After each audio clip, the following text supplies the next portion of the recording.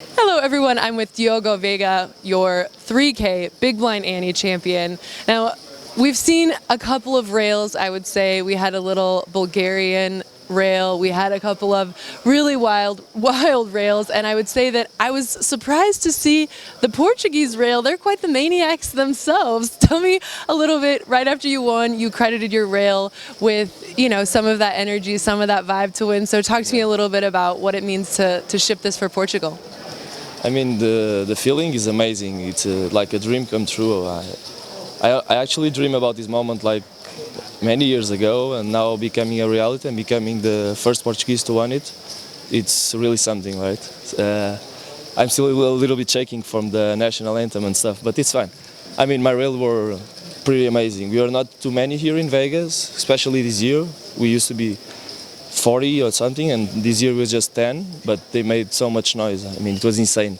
I think especially on the heads up, it was really big. Every pot I won, they pushed me to the top. It was really, really cool. I think it's so important to keep that energy when you're at the final table, and it wasn't an easy final table. You had Anna Antimony on the final table with you. Kristen Bicknell busted in 11th. There was David Yan. There was a lot of really good players. So talk to me a little bit about the experience of the final table, and did you feel like this was your bracelet the whole time?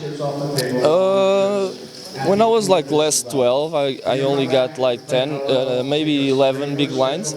So at that moment I didn't really believe in it, but when I got on the final table I managed to double up, and then I had a good position on my table, so I had some good spots to steal and good spots to 3-bet the other better players, So yeah, I guess the seed draw worked out fine for me, and to be honest, it was a very tough final table. I don't mean to say otherwise, but after the final table I made in Barcelona, that was really tough compared to this one or any World Series of Poker final table.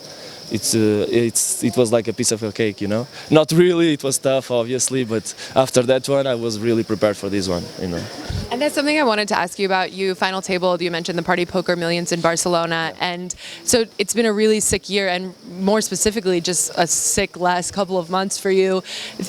I think whenever we see this momentum, when we see somebody start to, appear over and over in final tables, win bracelets, there's a lot of momentum. Do you feel like anything has changed for you, or you just got lucky in the right spots? No, I mean, it was something like this. The first couple of years I played live, I think I was maybe too nervous, maybe too young.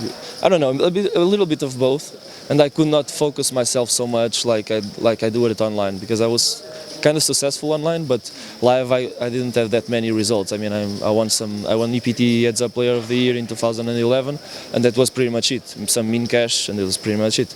So I think I managed to work it out through the years, the anxiety part, the stress part, and now I can focus a little bit more, and I think you're gonna see a lot of me live in live events. That's what I mean. Well, we will really look forward to that, and I also would love to see a lot more tournament stops coming to Portugal. I remember one of my very first stops was Vila Moura, and it was beautiful. I loved Portugal.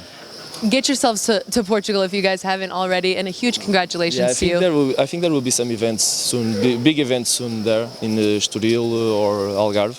But yeah, we're looking forward for that, and hopefully it will happen. He'll be shipping all kinds of, shipping him in his own home country. Thank you so much. Thank you. You guys are with us here on PokerNews.com.